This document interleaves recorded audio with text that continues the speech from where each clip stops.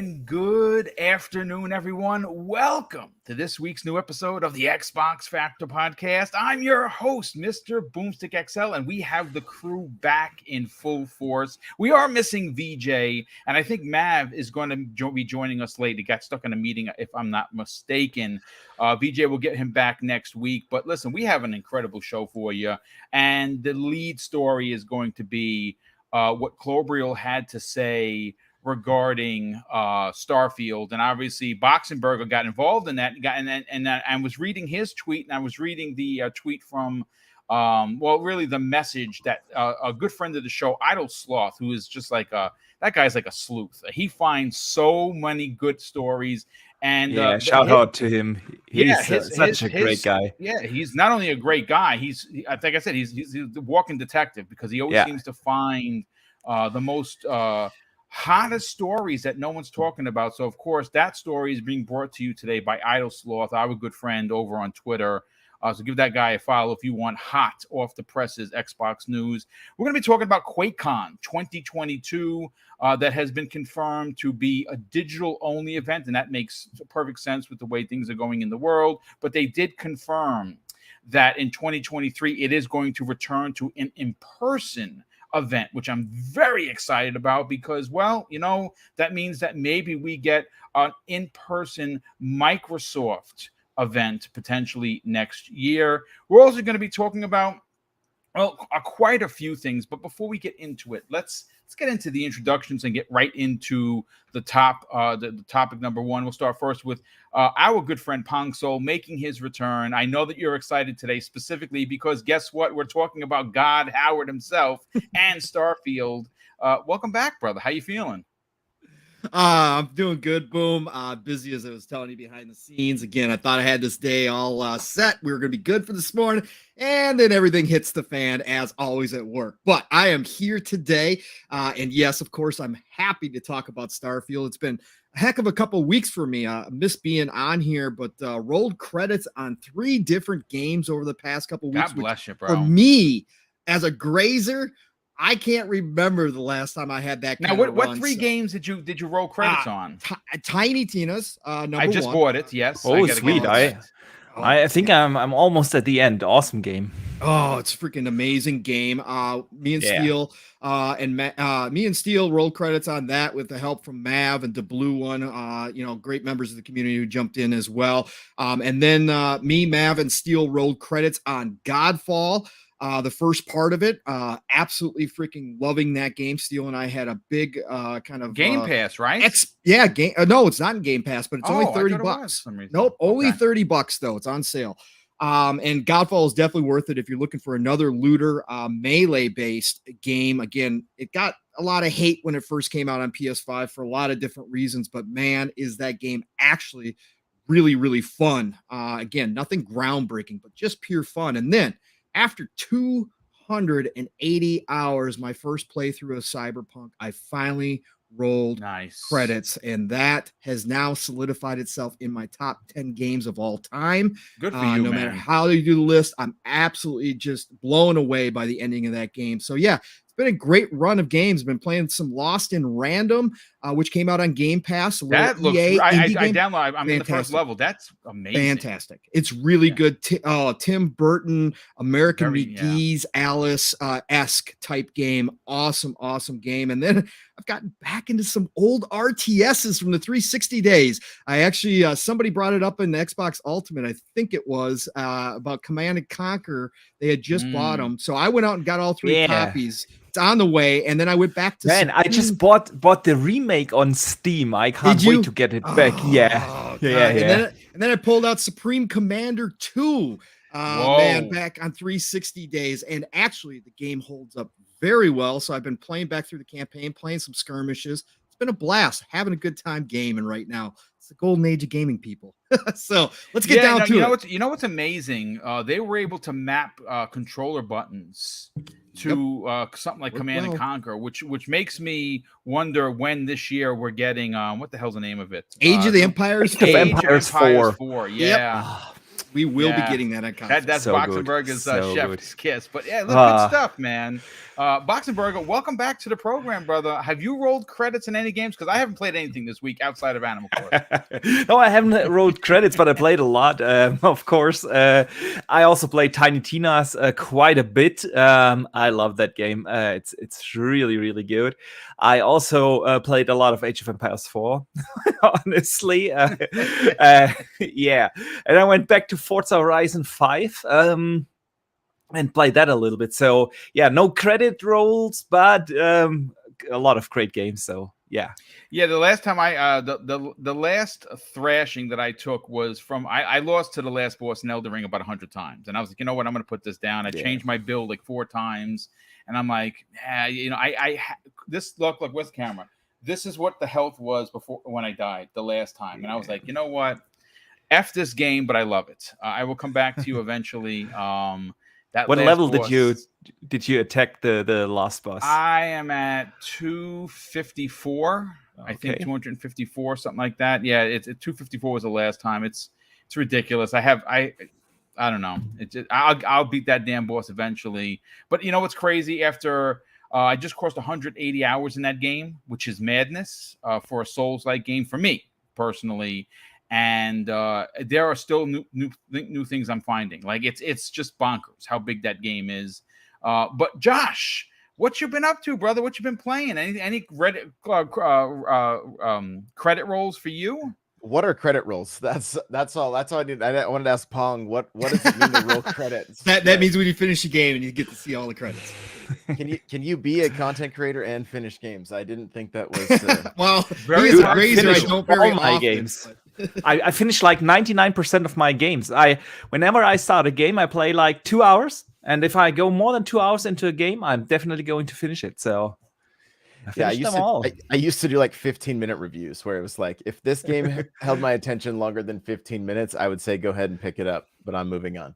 So that was pretty much my bar. So it's mostly been Mario Kart and Halo for me. Like we've been doing these Mario Kart it's called a tournament. It's just done in the Switch.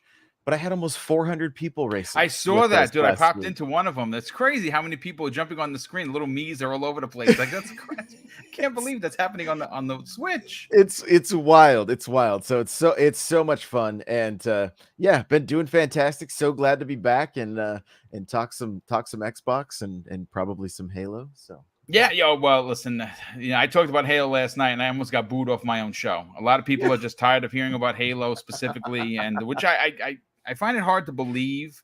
But we're not going to talk Halo because obviously we talked the hell out of it, and my opinions on how excited I am for Certain Affinity. If you don't know who they are, then you're not a Halo fan because they made some of the most iconic maps in the history of the franchise. The reason why the sandbox is so good is because of Max Hoberman, who is the head of that studio. And the fact that they're taking over the mode, the Battle Royale mode, and adding a twist to it excites me because it's not going to be a Fortnite clone. It's going to be Halo in a Battle Royale format, just with their own twist, and no one does it better than Certain Affinity. So I'm very excited about that. But I do want to bring up the first topic of the day of Mike Yabarra. I don't know if you know who that is. Well, yeah, he used to be someone that worked for Xbox. Well, he's going to be working for Xbox or Microsoft once again once the Activision Blizzard deal is done. But Mike is always we know him as the PC guy. Like, of course he plays on Xbox, but he is a PC master race representative in the best way possible. And he tweeted something just the other day that I thought was worthy of a conversation because it involves Jez Corden's favorite game, which we know that he's addicted to once again, and that's World of Warcraft. And this is what Mike had to say on his official Twitter account. He says, tomorrow, meaning today, the Warcraft team at Blizzard plans to discuss the future of Warcraft. We're excited to show you what we've been working on and where your adventures in Azeroth, how do you say that? Azeroth, Azeroth, I guess. Azeroth. Okay. Azeroth. We'll go next month, May. Even more exciting Warcraft news is on the way. So of course, I got to bring this back around to, the state of World of Warcraft. It's had its trials and tribulations. It's not as popular as it once was. That's due to a lot of mismanagement at Blizzard that has changed. Obviously, Mike was brought in to run Blizzard because of his stout ability to be a good leader. And obviously, I'm sure World of Warcraft is incredibly important to him, as is Diablo, which Diablo 4 is currently in development and will be coming to Xbox Game Pass day and date when releases. And that's very, very exciting. But I got to start, Pong. I got to start with you. One of the things that Xbox is known for is multiplayer. Now, you obviously are playing a bunch of RTSs using a controller. I don't know how they can equate what you do on a full-fledged keyboard to a controller for World of Warcraft on Xbox. I don't even know if that's possible. I've never played the game, so I couldn't honestly tell you. But what I can say is, and this is the question I have for the 150 people we already have here, do you want to see World of Warcraft come to Xbox? And obviously it's going to be on PC, but do you want a console version of that? Pong, what do you think? Is it possible to bring World of Warcraft to console? Yes, it is. Jez has talked about this. They already have controller support now. I think it was the last expansion they had added controller support. Now, whether or not it can actually be effective during some of the raiding is the real question. Again, not a PC guy here. I did play World of Warcraft back in the day with some friends on their PCs, so I have had some experience. And that's Jez's biggest question too, is like in the normal kind of situations in World of Warcraft, it's possible that it would work. However, the people on PC use so many hotkeys and stuff when you're raiding because it's so chaotic and you have to be on point in those raids, especially support classes, which are so vital in World of Warcraft. That's the real question. Now, I don't know anybody personally that's used the controller functions yet, so I can't really speak on it directly. But what I will say is, should they attempt to do it? Of course they should. Again, World of Warcraft has been down on a down swing for a while now. They've the Blizzard's debacles outside of the human resource stuff has been well documented when it comes to World of Warcraft, and a lot of that, people have believed that goes back to Activision and the investors forcing them to pump out content before it was ready, before they really had polished it up, before they really had thought about making really good expansions. And so a lot of this stuff came out and fell flat. And so people have been, they've been hemorrhaging players for quite a while now. I think that's why today is a big day for Mike and the rest of the team over at Blizzard.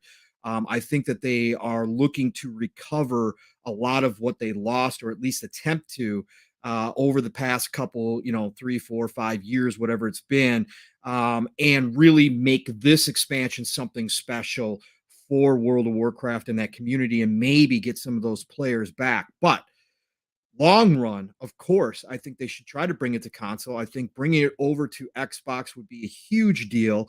I think there'd be plenty of people who would definitely at least try it out and then maybe get hooked. World of Warcraft used to be the crack that everybody kept going back to. Jez still goes back to it. He's addicted all over. Exactly. And there's plenty of people in here who have. Obviously, Destiny's kind of turned into that now, along with so many other games out there that have come out. But I think that World of Warcraft still has that name. Blizzard still has that name. And if they do this latest expansion right, I think this would be the perfect time to come out. And Mike kind of hinted at a follow-up, kind of announcement coming later in May.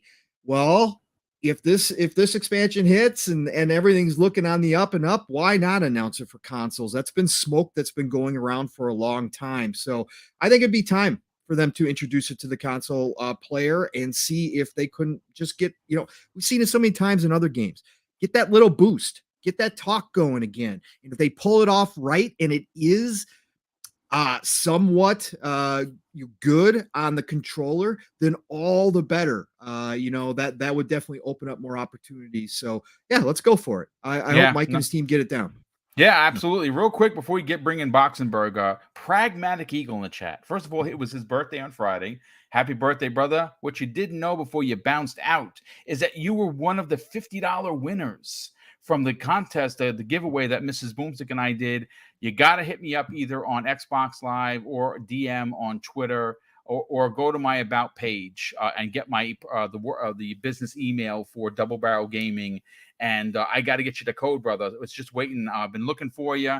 Pragmatic Eagle won one of 8 prizes. You were one of the big $50 winners. So hit me up, brother, so we can get you that $50 prize for an Xbox gift card. But listen, let's Boxenberger. I have some stats in front of me that are pretty interesting.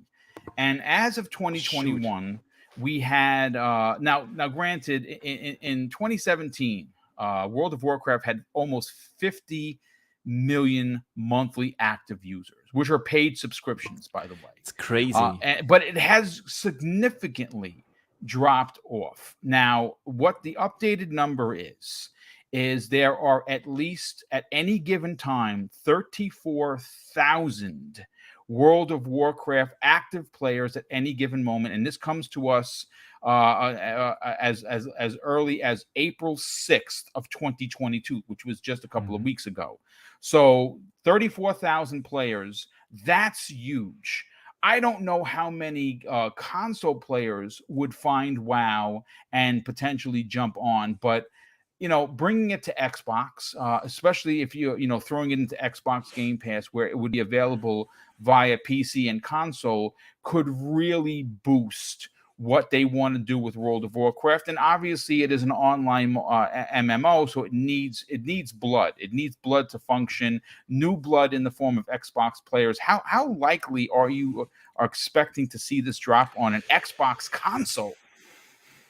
Yeah, that's a fantastic question, and I have no answer to that.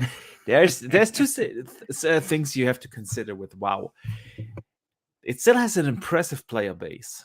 It definitely has, no doubt. Even though the numbers have dropped over the years, but the game, are we still here? We're still here. I was just typing. Okay. I changed the view. I hate when I do that. Yeah, I'm sorry. I was just a little confused whether I'm kicked out. I'll breathe into the mic so you know everybody's still alive. Okay. Very good. Very good. All right. Listen. Player numbers have dropped over the years. No doubt, it's still impressive. However, the question really is, how many of these gamers that play WoW are legacy gamers that have a history with the game? See, the game is 18 years old. It released in 2004 for the first time. It's an 18-year-old game. And if you have a complete new player base on consoles, gamers that haven't played that game before, the question really is, how many of those would pick the game up? That's the one thing. The other thing is what Pong mentioned. Yes, there are controls already available there, but the game is definitely designed from the ground up around having a mouse and keyboard. So there's definitely work to be done. Cross-play would be probably really difficult to realize. So the game would have to find its own player base on the console side of things, and it needs a lot of revamp. And then you have to redo 18 years of content to optimize that for controllers.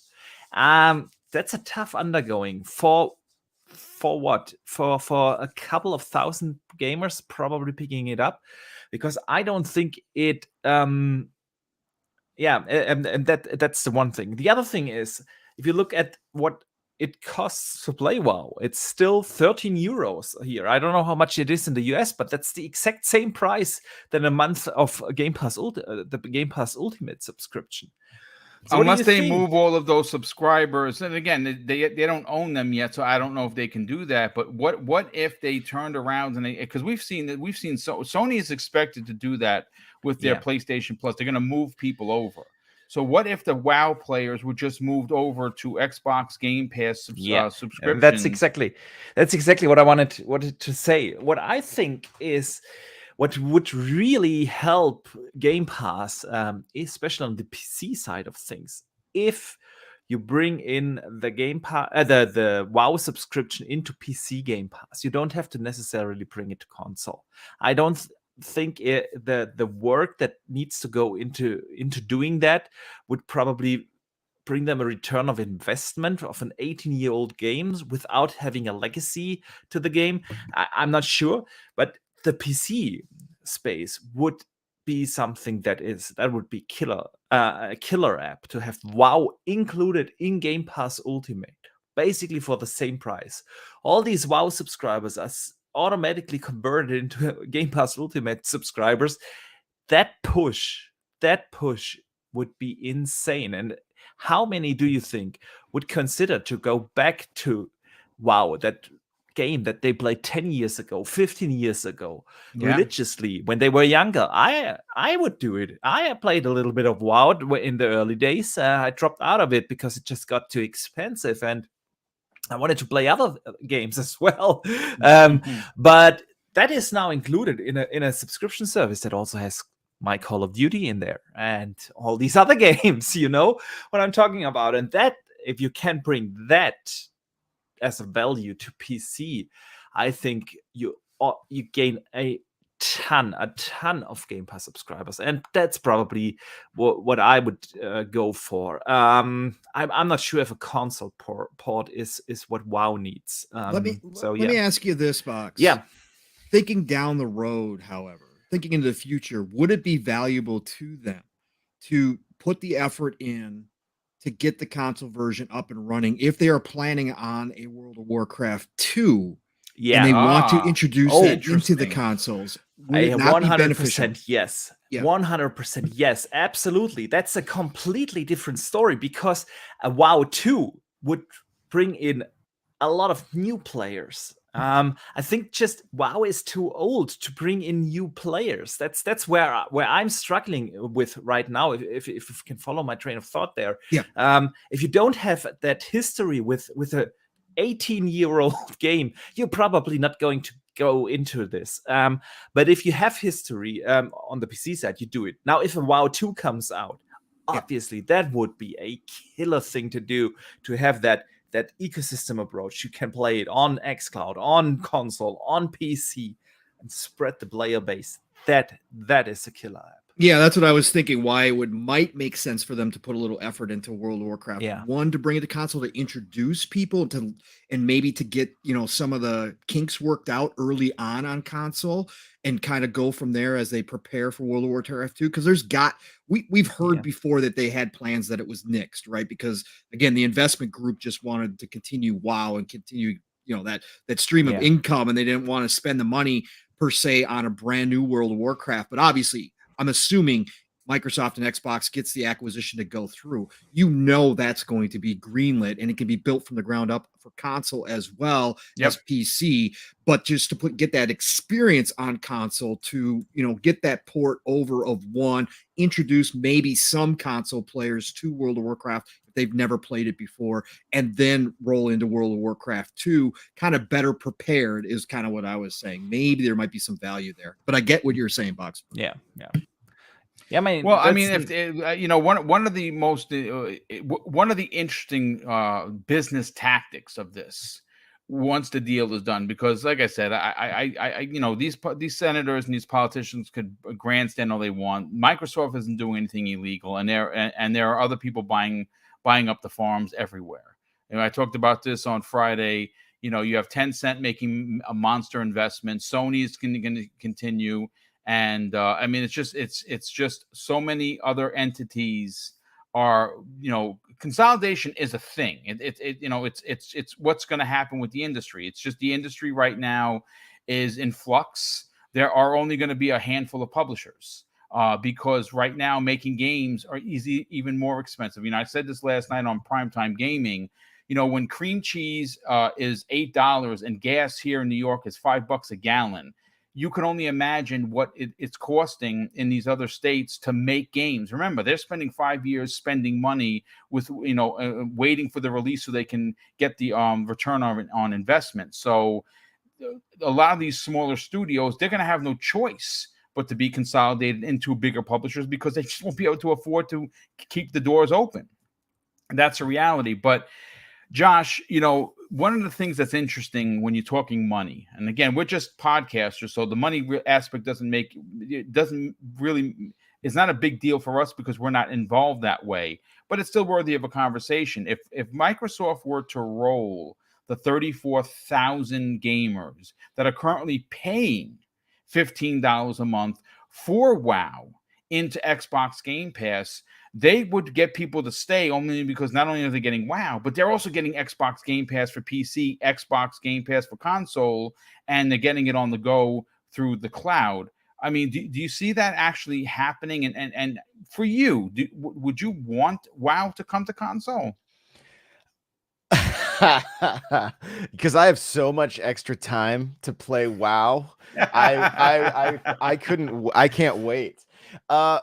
I think we would see the same effect that we see Game Pass have on most games, that it's CPR for games. It brings life back into games that maybe, didn't have the marketing push they needed, or there were too many other games coming out. And I think the same would be true with WoW. I think it's one of those, it's such an iconic game at this point, right? And to be honest, I've never played it. The most I know of WoW is from the South Park episode, like where you get the best line of, how do you kill that which has no life, right? Like, I mean, that's one of the best lines ever. And so I would probably dip my toe in a little bit if it showed up, and I think that would be the case. It also just adds to the overall value of Game Pass, right? Because there's some people that religiously play that game, probably still obviously 34,000. There's a lot of people still into it, but those numbers were so much higher back in the day. And I believe with the right leadership, the right marketing, everything like that, like WoW could probably still bring a massive audience if the right choices were made and the right content was produced. Yeah, I agree. I'm going to be honest with you. Boxenberger made a great point. This game is almost 2 decades old, right?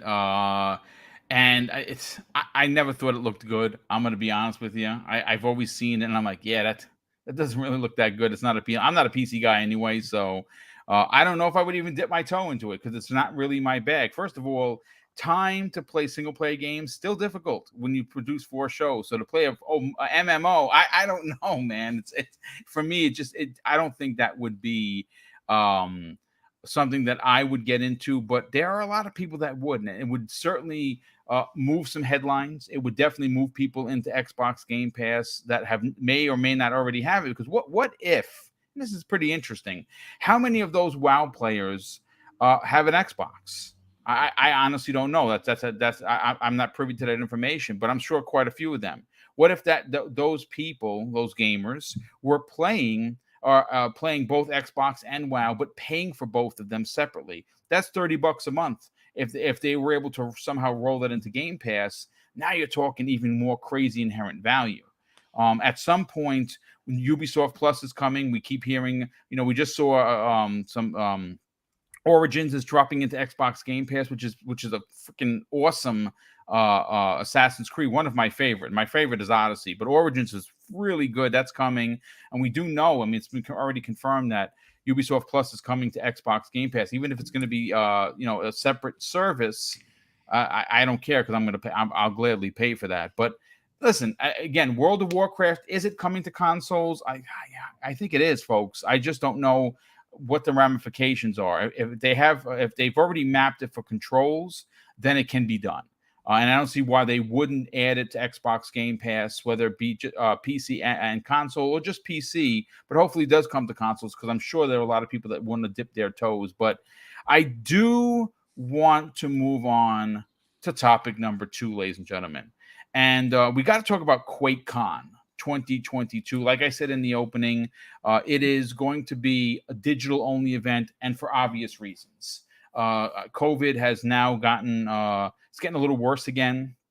In some countries, they're locking down people because over here in the States, Florida just had a judge block the mask mandate. So you want to fly a plane, you don't need a mask. I think if you're not wearing a mask, you're a lunatic. But that's just my opinion and whatever. But I got to talk about the Quake reboot. Now, we don't have much to go on but opinions here, folks. But look, we have seen remakes or new editions of Castle Wolfenstein. We've also seen Doom 2016 bring back one of the most favorite franchises of all time. It's pronounced Wolfenstein. Wolfenstein. You see, there you go. Hey there, Mav. What's up, brother? Welcome. Oh, geez. Hopefully you guys can hear me. I just went through troubleshooting hell. No, you're good, brother. We definitely hear you. And more importantly, we do see you. I'm never going to get the Wolfenstein correct, Boxenberger. I apologize profusely. But needless to say, Wolfenstein got a reboot, and it's fantastic. All the games are really good except the one with the daughters. That is awful. That was a terrible rendition of a new game. I hated it. Well, it wasn't made by Machine Games, so no, it wasn't. It was mass produced for money. That's what they wanted, and thank goodness Microsoft now owns them, because we're never going to see that happen again. But Doom saw a reboot. Wolfenstein saw a reboot. I think that's time for Quake to see a reboot. That is a very, very OG IP that hasn't seen much in recent years. But it's a franchise like Doom and like Wolfenstein that has a legacy. And we did hear that they were in the process of potentially, again, it's rumors, folks. I don't have anything in front of me that says, hey, this is definitely coming. But it would be pretty damn awesome if the headline of Quake-Con 2022 was the showing off potentially a trailer, or even some gameplay of a Quake reboot. And again, all we know is that the Quake reboot is supposed to star a female lead, as opposed to the original lead was a male, which I think is perfectly fine. I'll start first with Pong on this. Pong, obviously you're an old school cat like myself. What does Quake do for you personally, and do you want to see it get the Doom 2016 treatment? Yeah, of course. I would love to see it. I'd love to see Microsoft and Xbox reach out to John Carmack and bring him back to work on it. It's the only thing that would make it better. I remember when ZeniMax was first announced, Carmack actually was on Twitter saying, hey, I wouldn't mind coming back and working on some of my old franchises. That would be absolutely ridiculously cool. Sign that man, please. Please. But no matter what, at the end of the day, Quake means a lot because Quake, again, there's a generation or almost two generations at this point that don't understand how big Quake actually was. Quake was one of the original esports to take off back in the day as well. Quake is one of the fastest shooters out there. It is unbelievable. I don't even know if at this age I can keep up anymore with how much you had, how twitchy you had to be to That's be a any Twitch good. shooter at its core. Yeah, boy, man. Oh boy, those arenas, they were a bloodbath. And if you were not quick on the draw, it was over with. So, but it'll be interesting to see what they do. I'm always, again, we talk about so much Boom. We love new IP. Don't get me wrong. I love new IP, right? Starfield is my most anticipated game, probably in the past couple decades, just because of who's behind it, but also because it's a new IP. So I love exploring new places, being, dropped into new scenarios that I've never been dropped into before, meeting new NPCs, all that good stuff. But there's a place to bring back this old IP that has been collecting dust, that has a name and a legacy for a reason. Not only for all of us old heads, not only to get the nostalgia feels going, but also to introduce new generations to, franchises that meant something, that maybe changed things in the industry or pushed the industry forward. And Quake is one of those. And I think Quake has a place in this day and age if they do it right. And I have all the faith in the world that they would do it right. They would obviously bring some of the mechanics up to date, but to bring back that ultra fast style arena shooter, man, oh man, I think a lot of people, there would be a lot of new fans of that, especially in this day and age of highly competitive gameplay and multiplayer. So I think this definitely has it. And the Quake story was actually really good too. Actually picked up it was Quake. that was an Xbox 360 launch game, if I'm not mistaken. Yep, Correct? and I actually picked up the disc version of Quake 4 as part of a package deal, went back to it and started playing it again. Does it hold up? No, it doesn't Not really. hold up. It's probably horrible looking. No, yeah, it's not very good.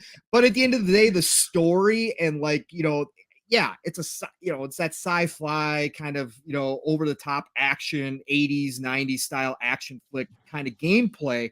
But the story was actually pretty decent and there were some good characters in there. So I could definitely see how these days they could bring it back to life. You put in a female protagonist, and really, again, give it new life in 2022. I think that this is the perfect way to do it. And I think that's really cool. We heard about this last year, that this was a potential, and I think it's real. I think they understand. Yeah, I think they understand that Quake definitely still has a place nowadays. And I think that it definitely could find a home on obviously Xbox Game Pass and obviously on PC. I definitely think this is something that they should invest in, and I hope they have, and I hope that QuakeCon is where they're going to announce it. I mean, again, they have a whole con still to this day named all these after years that later. game. Yeah, it's still going, right? So bring it back. The old fans will obviously be there day one, no matter what. And I think that, again, it will capture, they show it off and it shows well. And I have, again, no doubts that with this current gen of consoles and with where the PCs have come to, that Quake is going to look damn impressive, because it was one of those games that pushed hardware back in the day. So bring it on. I think you're going to get a whole new fan base going. So there's going to be a lot of people that it catches off guard. They're like, hey, Quake, wait, this is the Quake I've been hearing about. Wow, look at this. I think you can get that excitement from a newer player base too. So bring it on. QuakeCon, perfect time to do it. Let's do it. Well, you know what? You said something really interesting. They have a whole show dedicated to Quake. Why wouldn't that be the time where you say, "Hey, listen, folks, a new trailer. We got something special, or one more thing," and boom, it's the trailer for the remake that we've been hearing about. Again, it's one of those things that would really dominate the news feeds. It would be trending for sure, and it's what Xbox has been doing the last 24 months. They have found their groove with being able to stay in the news, and this would be a big one, especially for the PC players who grew up with this on their Macs back in the days.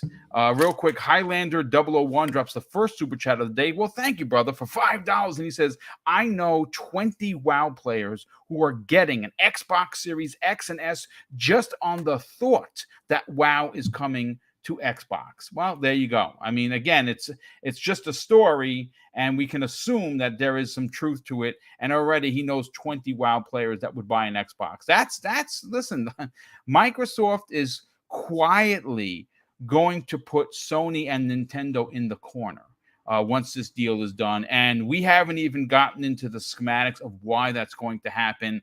Forget the fact, and I've said this before. Remember, you heard me say it, ladies and gentlemen, that I have a very strong suspicion that once Call of Duty is in Xbox Game Pass, and I'm not just talking about the new Call of Duty, I'm talking about, hey, 20 Call of Duties with enhancements just dropped in the Xbox Game Pass, go crazy. What you're going to potentially have, and if they do this, where everything seems to come to fruition, and it happens before the holiday, and they can do that, and they dropped, again, there's a lot of what ifs here, folks, but I'm just painting a picture for you. If they were to drop the Series S to $250, you would have a Spider-Man PS4 $200 situation where they would not only dominate Black Friday, but they would dominate the normies, the casual audience that won the sales war for Sony during the PlayStation 4 era would become Xbox fans. and that's the casual audience, which probably equates to about 85% of those sales. It would be crazy. Because why should you spend $76.43 here in New York for Call of Duty on PlayStation 5 when you can spend $15? And for 5 months of Xbox Game Pass, that's what it would equate to. It's Microsoft is quietly, and I said this just a second ago, they're going to put Sony in the corner. They really are, and I can't wait to see how this turns out. But Boxenberger, Quake, what does Quake mean to you, and do you see it getting the update treatment that we saw with Wolfenstein and of course Doom, which is the one that everyone goes to? Doom 2016 considered by many perfect Doom of all time. So I can see this happening for Quake. I think it needs to happen. What are your thoughts? 100%. It needs to happen, but it's everything but confirmed or properly announced, because actually it was kind of confirmed about 2 months ago on February the 24th. I had Mav on the World of Gaming as a guest, and on that day something happened over there on the official ZeniMax job listing page, and I just looked it up to have the quote properly ready. They had like 12 positions up there. And that was the headline of these 12 open positions. We are looking for passionate C++ developers to work with some of the world's best game developers to bring iconic id Software properties like Doom and Quake to life. Interesting. And with that, well, there you go. It is confirmed. That is, the thumbnail of that show was Quake confirmed. So yeah, it is more or less confirmed that this is going to happen. Okay, so with that said, do you think that the proper time is for Quake-Con in August to drop a trailer at least? Yeah. Of course. What better time than Quake-Con to announce a Quake game? No doubt, that would be a fantastic moment. Not sure if it's gonna happen this year though. It could also be something that they do next year on QuakeCon. But then on the other hand, let's face it, Doom Eternal is already out for how long now? Was it 20? I think it was 2020, so that's 2 years. It has been working on that IP for quite a while now. So it could be that they do it this year. It could also very well be next year. I would be surprised if it wouldn't be announced at a QuakeCon, whether it's this year or next year. But QuakeCon is the perfect place to announce it. And I can't wait to see what they do with Quake. We hear the rumors that it has a female protagonist, which is cool. I want to see what they do with that. Like you guys said earlier, Quake was very well known to have that fast-paced kind of horror gameplay. With actually a good story. And Quake has always been a game that pushed boundaries on what's possible on graphics. Just like Doom Eternal and the Doom 2017 reboot did.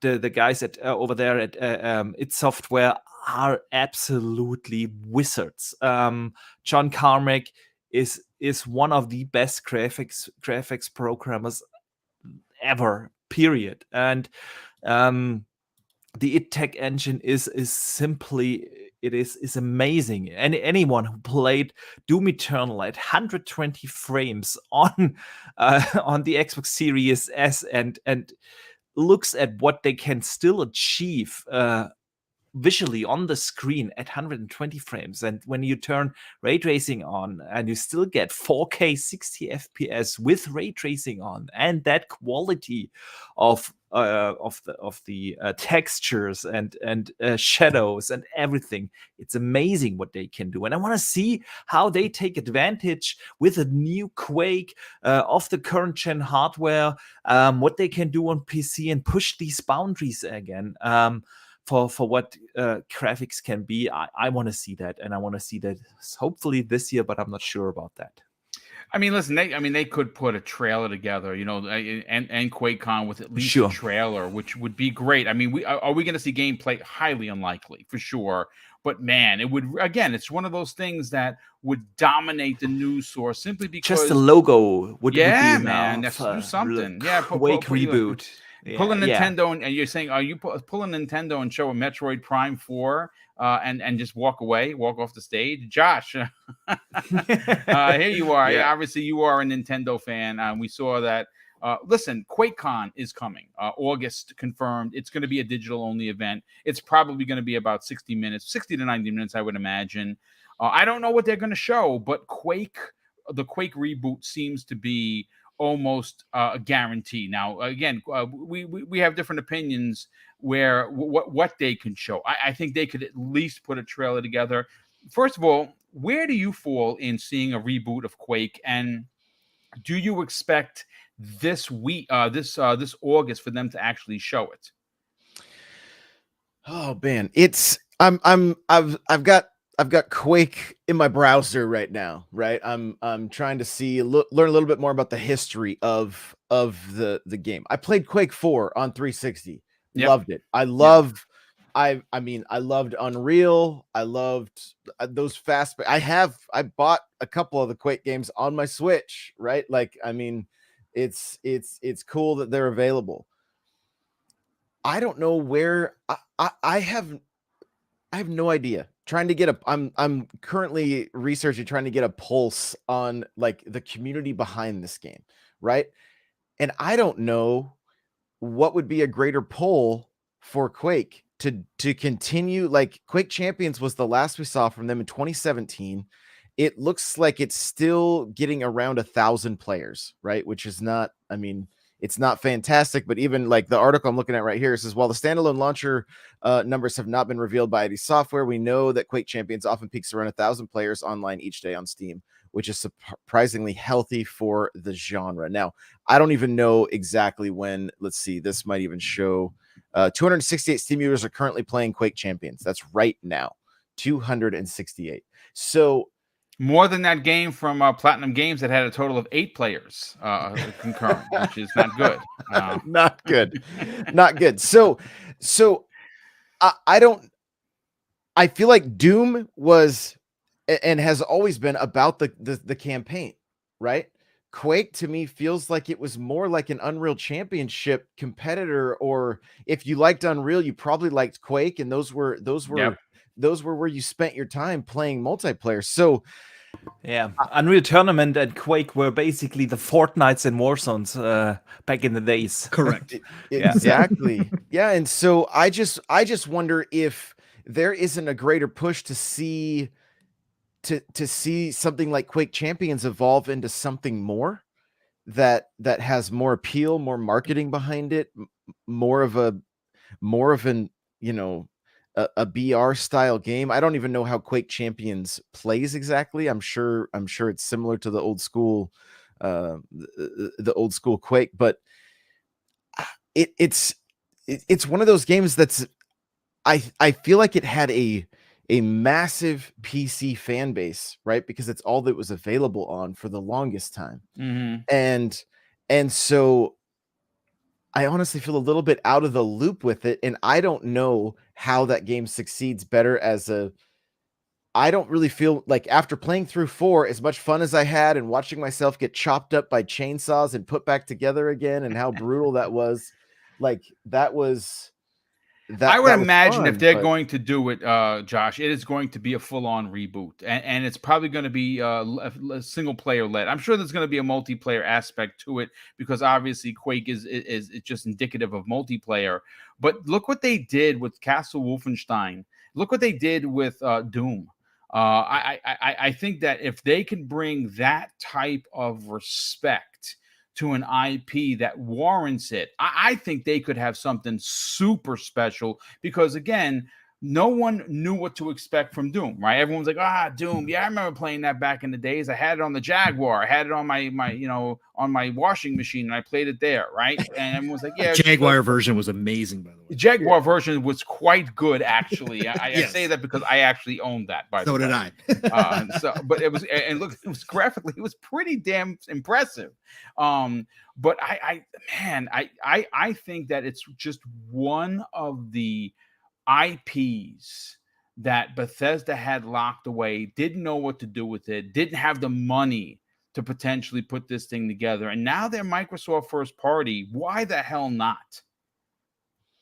Yeah, it's a great. I mean, you really could be onto something, right? And I almost wonder if they were testing the waters with Quake when they released all of that, like the anniversary. I don't know if it was necessarily an anniversary stuff or just a bunch of the classic games. I mean, like I said, they came to the Switch. They're on Game Pass. There's all kinds of Quake available to play right now, and I wonder if that was them kind of just testing the pulse of the community and who's into this and what kind of numbers they got. And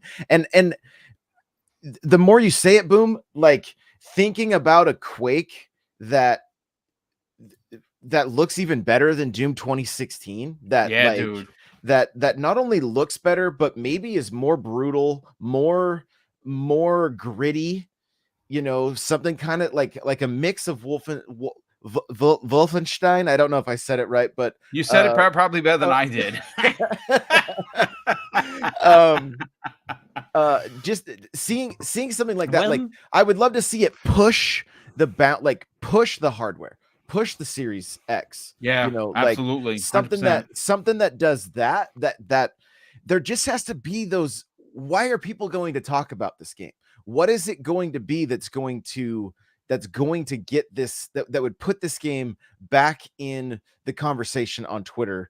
That's more than just a trailer that then falls off relatively quick. Like I believe there's going to have to be some kind of a gimmick, and I use the word lightly, but there's going to have to be something there that is going to really entice a new generation, because we've all said it multiple times on the show. We don't have a ton of time. So if a game isn't going to really pull us in and give us a reason to play it, it's going to fall to the wayside, and it will be 8 concurrent players. Yeah, I don't think Quake though. I mean, listen, launch it on PC, launch it on Xbox. You are going to. I am telling you, the fan base is going to eat this up, and it's just one of those games that they don't have to save for E3. Quake-Con, it's its own event. Announce it there. Mav, before I get to you, brother, I got to thank Jacob Novak. 2 super chats didn't come up in the chat, so I had to go to YouTube to find them. Jacob Novak drops the actual first one of the day. This one's pretty interesting. He drops a $5 super chat and says, after 5 years, I finally copped an original OG Xbox with 10 bundled games. First ever Halo, Fight Night, 2004, Soul Calibur 2, that was dope. Blinks, oh my God, so good. Blinks 1, and he also saw FM1 Cheap. Little story, I actually had a working in pristine condition the special edition Halo Combat Evolved clear green OG Xbox that I got from my brother. He sold to me. He was like, yeah, I got this. I'm going to get rid of it. I said, no, you're not. And I gave him the money for it. And it is bubble wrapped. And I even have the matching green clear controller. Yes. The OG Xbox. I know that the Duke was a man's man controller, which I actually have I have a few of them right here. I went and bought this, and I have the Cortana edition that I got from Hyperkin, which is dope. Congratulations. That's hard. The fact that it works, you were able to find one, that's pretty good. Drawn TJ drops a $10 super chat. Thank you for that, brother. He says, did you watch the Xbox Era new episode with Ed Freeze or Fries? I can always get that wrong. He said they almost got Westwood Studios that make Command and Conquer, but EA stole the deal, and he thinks they would still be under under Xbox to this day. I haven't watched it yet, dude. I'm so backed up on just, I can't even play games. It's just been a very, very busy week. Thank you for the super chat. And he drops another one, says, I think you lost my super chat for $2. Thank you for that, brother. Definitely appreciate the generosity. I didn't lose it. Unfortunately, the software I'm using didn't pop it up. But Mav, let's get you involved in here. Quake. Quake-Con has been confirmed, a digital event for August. Towards I don't have the specific date, but it's definitely in August. For you personally, what is a new Quake on the level of a Doom 2016? Oh, you're muted, brother. Yeah, sorry. I muted that when I was still troubleshooting behind the scenes. All right. It would be huge, honestly. I mean, it feels a genre that's been missing on console for a long time. Yep.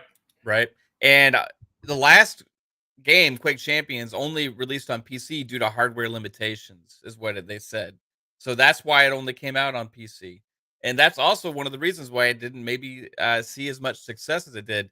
That, and also I think it wasn't, it was a cooperative type development between id and Saber Interactive. It wasn't like they're just id's go-to game, because they were also doing Doom at the time, right? So I'm thinking, Doom 2016 came out, Doom Eternal came out, both massive success with rebooting a franchise. Now you move on to the next most historic franchise you have in your stable, which is Quake, which is also going to make a lot of sense for Xbox because it's another massive IP that they have, right? So it's another thing you can bring out to the forefront and make it have value again, right? Because they have all of these IP, all of this massive IP that's sitting there dormant. And all you got to do sometimes to revitalize a franchise is release something new with it, bring it up to standards and create something fresh. Now, if we have, like Josh was saying, like that Unreal Tournament, Quake Arena style gameplay going on again on consoles, it was huge back in the day. Remember how many times we were hopping around between Unreal Tournament and then Halo, right? It was, one was a Twitch based style gameplay, right? And then the other one was more of like console based arena shooter. But a lot of people favor that really fast paced gameplay that those Quakes and Unreals provide. We haven't had that on console since like the 360 generation.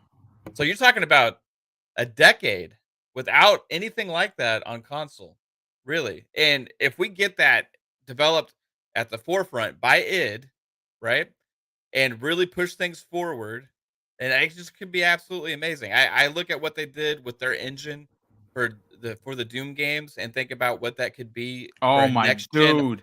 for a next gen only Quake, because it's going to be next gen only. Otherwise, Yeah. they would have released the last one on Xbox One, but they didn't. So this next one's going to be next gen only. I can guarantee you that. Yeah. So it's going to be absolutely, or sorry, as Pong likes to call it, current gen only. I put my foot in my mouth. I'm sorry, Pong. Current gen only. You're learning.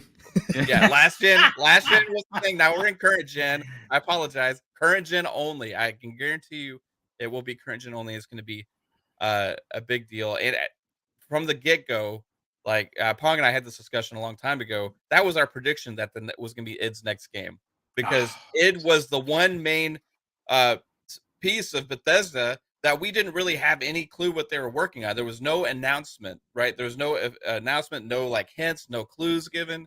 And it's like they're being quiet about something, right? They're being quiet about something, and it just makes sense. You release 2 Doom games back to back, you move on and you revitalize Quake, who the whole Quake-Con is Bethesda Softworks it's their big showcase. Yep. It's named after Quake for a reason, right? It's called Quake-Con, right? You got massive amounts of gamers go there, bring their get set up on all these PCs. They play arena games against each other. They play Doom. And the other thing is about the Quake-Con announcement. I can guarantee you, because that's where they have traditionally revealed big things about the id games, is at those events. Yep. The first time that Doom gameplay was shown and revealed was at QuakeCon, right? For the reboot. And that was 2016, 2015. And that was only showcased to them. It wasn't even made available to the public until later on. It was a private thing just for the attendees of QuakeCon. Now, it obviously made the rounds with the news media because they were in attendance, right? But it's a big deal. Now, I would also add that going forward, because Xbox has ties to this whole QuakeCon now, I wouldn't be surprised if they don't start utilizing these showcases like a BlizzCon, a Yep. QuakeCon, all of the other stuff they have that it's going to be going forward with, like the Call of Duty series and the Halo Championship series and all That's these other fantastic esports point. things. Yeah. I'm thinking they're going to start have to utilizing these things that draw audience, draw media attention, draw crowds to reveal other things as well, because they're going to have to make time for reveals. So I think QuakeCon could be more than just a Quake announcement. You could potentially see little teases about other things from Microsoft. But I think QuakeCon's Quake is a given. It's the number one franchise that they have from Bethesda that is not currently in production. Yep. Right? That we know of. Now, we believe it is in production, but out of everything else in their stable, because we know Elder Scrolls is coming, Fallout's coming, Doom they just did. That's the fourth one. That's going to check that last box. There's Quake, right? So I'm excited to see it. I can't wait. Yeah, that makes two of us. Real quick, I got to shout out Drawn TJ, who, wow, dude, you drop an absolutely a ton of super chats, and this one just blew me away. He drops a $50 super chat, dude. That is, the generosity is just not to be believed. So thank you so much. As the sirens go by here in New Rochelle, you have set this podcast on fire, brother. Thank you so much for the generosity. He says, my super chat was Ed Fry's on the Xbox era. He said Westwood Studios and Blizzard were almost under Xbox. EA stole the deal for Westwood, which makes Command and Conquer and Dune. As for Blizzard, they were bought out by a timeshare company. Could you imagine that? A timeshare company beat out Microsoft. Go figure. Thank goodness that's not in fact the case anymore, and that this deal is happening. But thank you so much for the generosity, brother. Definitely appreciate that. Well, listen, folks, that's 2 topics down, but we got to get into the big one. And the big one is Starfield. And this one comes the way of Idle Sloth, Boxberger himself, as well as Clobriel, who, again, whether you know who Clobriel is or not, you probably should follow that man. And I say a man. I don't even know if it's a man or woman for that matter. But it's man, and it's pronounced Klobrille, and it means toilet seat in German. Yeah, I remember you told us that. It's unbelievable that he calls himself toilet seat. But listen, this is what Idle Sloth tweeted, and Boxenberger, we're going to go to you first on this once I read out both Idle Sloth's comments as well as what Clobriel had to say. Idle Sloth, friend of this program, says Clobriel's thoughts on how much time Starfield should or should not get in the upcoming Xbox showcase. And that has been a topic of discussion because we know that it's going to be a big show. We do have, I have incredible faith in the team over at Xbox that they are going to somehow outdo what they did last year. Last year's show, by many accounts, was a 10 out of 10. It has been the best Xbox show in the history of the brand going back 20 years. Can they outdo that? I kind of think they can, and I think they have enough to show, but the headline is Starfield by leaps and bounds. But this is what Clobriel had to say on Reddit. He says, lots of opinions on how much time Starfield should or should not get on the upcoming Xbox showcase. Personally, I would love them to really invest time, show the game, do your deep dive thing. Starfield is the big headliner this year for Xbox. Of course, they should put the focus on that game, including giving it a lengthy presentation if Todd and his team are ready. He puts in parentheses, and he continues. In any case, though, what will matter is the quality of the content shown. It doesn't really matter if the duration is 5 minutes or 30 minutes. The content needs to be good. If Starfield can impress and translate in scale in 5 minutes, then I'm fine with that as well. The content matters, not the time. And he finishes off his thoughts by saying this, ladies and gentlemen: there are many opinions on how they could do things here. There is also the Nintendo Treehouse style, where you show a trailer or something in the main show and go and do a deep dive after. I do think, however, Xbox knows that they have all the eyes on them, in particular for these 60 to 90 minutes or whatever, and that's where they should deliver the juicy stuff. Now, Boxenberger, I have your comment right after that to him, and you said, and I quote, I've said this on my podcast, I think Starfield is too big to get explained in a 90-minute showcase. So I want them to show a 5-minute in-game trailer for the story and lore during the show, and then go and do a deep dive in gameplay mechanics in a Vicious 696, which of course is Paris, hosted show the day after.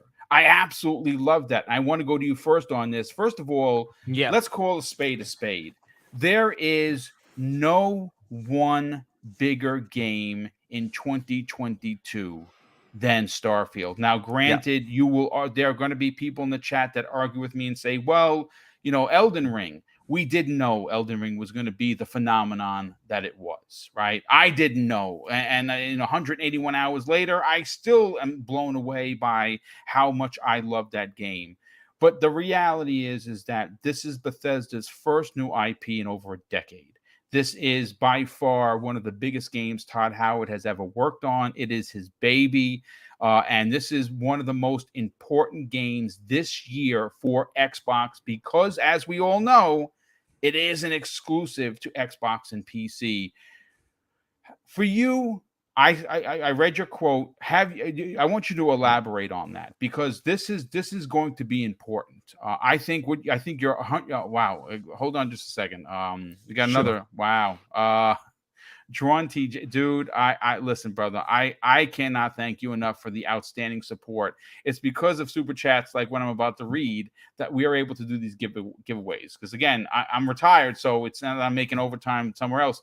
I use the money from YouTube to pay for these things. He drops, folks, an additional $100 super chat, which is just mind-blowing bonkers. Dude, I don't even know what to say. He says this after dropping a $100 super chat, folks. I love your show, Boom. Keep up the great work. Well, thank you very much. That is incredibly kind of you to not only say the words that you usually say, but to drop the outstanding amount of financial support, brother. Thank you very much. But let's go back to Boxenberger. This is an important show.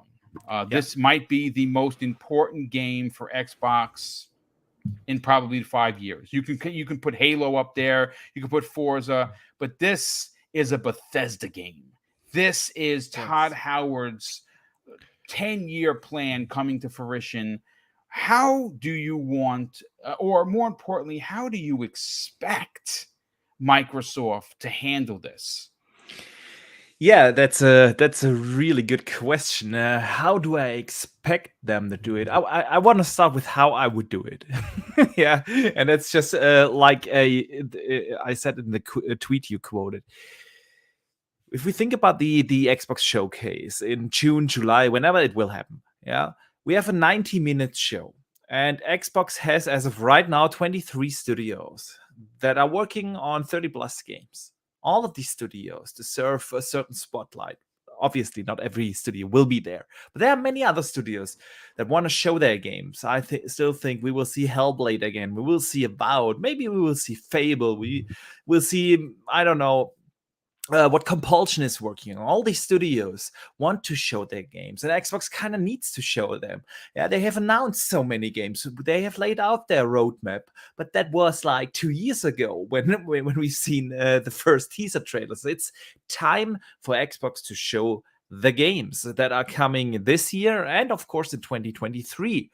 So if you have a 90-minute show and you want to show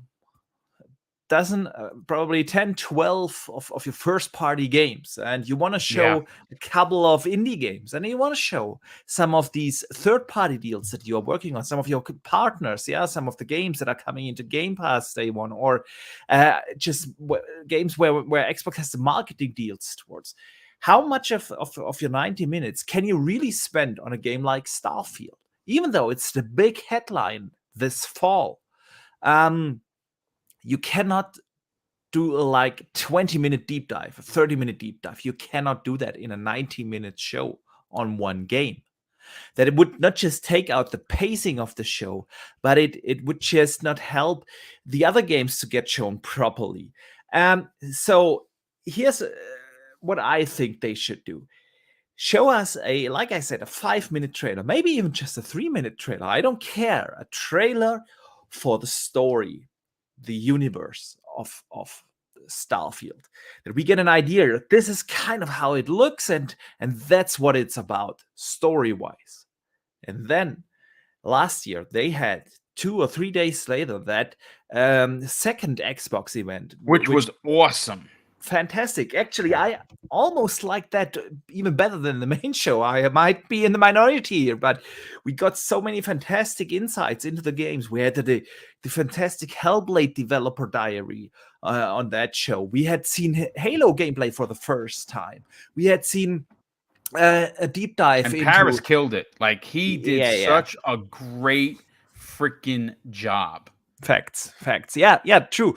So I really like that format, and because that gives a bit more headroom in the main show for just these kind of trailer announcements and trailer demonstrations. If you have a second show the day after, 2 days after, whatever, where you can go in depth in your game, that would really help them. And then they can take 20 minutes, 30 minutes, whatever they need to explain Starfield, because it is going to be a massive game. Like you said, it's the biggest Bethesda game Todd Howard has ever worked on.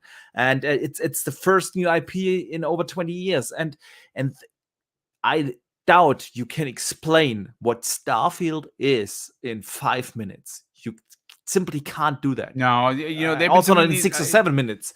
No, you're definitely onto something, because what they've been doing in recent months is they've been putting out these little 2 minutes 41 seconds, 3 minutes here, giving us a little glimpse behind the curtain. Not a big peek, just a hey, look at this robot. This is going to be one of your first companions, or look at some of the lore in regards to like the space pirates and some of the religion that's going to go on. So they are drip feeding us some information, and I've been eating it up. But I think you're right. I think you're onto something where this game deserves to have its own monster dive. Exactly. You need to show what are the gameplay mechanics. How does the progression system work? Show some of the diverse planets that you're gonna visit. Explain us what is happening in space. We have battles. How does the economy work? How does the base building? We know that there is base building in the game. How does this work? There's so much gonna happen in that game, and you cannot bring that in a 5, 6, 7 minute announcement in the main showcase. You have to have a dedicated event, and that's what I'm hoping that Xbox is doing, because it's not just about Starfield in the main show. Yeah, we have so many other games. I'm hoping to see Hellblade, Avowed is another one I really want to see. There's Fable is one that I want to see. I want to also see what Compulsion is working on. Obsidian, other Obsidian game. I'm blanking on the project name. Belfry. What was it? Belfry. Project Belfry. I believe that's what it is. Is rumored. There are so many other games. We know about Project Dragon. We know about certain Affinity stuff. That's also, by the way, something. When is Xbox gonna show all the DLC coming? Not just for Halo, but let's talk about Forza Horizon 5. Yeah, they have yet to announce that DLC. All these games deserve some spotlight. And give us a great 90-minute show with trailers and little nuggets here and there, little gameplay snippets. Like, I don't think we will get to see extended gameplay for Avowed, but give us like a 3 to 5 minute trailer for that with some in-game scenes. That's all it takes. But the games that are coming out this year, another one is Redfall, by the way. I'm super looking forward to that, because Arcane has always nailed that gameplay mechanic thing. They have always something unique to their games. It's not, if you played any of their games, it's Dishonored, Prey. They are not your average shooters. They always have that unique gameplay element. Well, I mean, listen, they made Deathloop, ladies and gentlemen. Just look at what they've done. You're going back to Dishonored 1 and 2. Those are by far some of the most genre churning games, and of course they released Prey. A lot of people love that. Jez Corden specifically loved that game. I quite enjoyed it. And then last year they had Deathloop, and this year Redfall. I think Redfall is going to be one of those games that Pong Soul plays the H out of. Yeah, it's rumored to be a Borderland esque game. Yeah. And I want to see what I'm playing Tiny Tina's right now, loving it, but I want to see that formula with that special arcane touch. That game also deserves some time, yeah, and you probably need a few minutes to explain what makes Redfall so special. And then we have Forza. Yeah, of course. Yep. We have all these games. Let's face it, a 90-minute showcase is simply not enough. And that's the last thing I'm going to say before I hand it over to the rest of the crew. We have talked about this. Xbox has so much in the making. So many games are coming. One show per year, 90-minute show is simply not enough to 100%. give all the games credit. So if Xbox wants to stick with that main showcase, that 90-minute E3 kind of showcase, do it with trailers, keep the pacing up, show this game, and then give us the deep dives after the show in dedicated events. I'd love to see not just one, but multiple events spread out across the year that actually do the deep dives. But yeah, that's what I'm hoping here. Matt brought up a great point. One of the things, to what Boxenberg is saying, Microsoft needs to have more shows, right? They 100%, but they do have BlizzCon, with Quake-Con. There are a few other. They could technically do, a Bethesda show that's not E3. You know what I'm saying? That could show. So they could have 4 or 5 shows per year with big time games added and attached to it. So I like what you're putting down, but Pong, I got to bring you in. But before I do, brother, our ogre, who's been a member of Here Comes the Boom for 11 months. Wow, dude, thank you so much for the dedication. He says all Xbox studios deserve a good showcase. Maybe Starfield a showcase at a VoltCon. Bethesda deserves its own show as well. Yes, I agree. I 100% agree with that. We also have Decado drops an outstanding $5 super chat and says, all Starfield needs is to show me its biomes, foliage, physics, kidding. Of course, I know he was going to say that.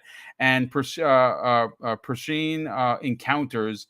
And if we can slingshot planets, moons for faster travel. Wow, yeah, that's going to be a big game. We also had a super chat come in from, let me see if I can find it. This chat is really flying. Big shout out. Jacob Novak drops an outstanding additional $2 super chat and says there was an orange Halo logo OG Xbox console was planned. Yeah, dude, I wish they would release it now because I'd get my $200. But Pong, this is a subject I know you can't wait to deep dive into.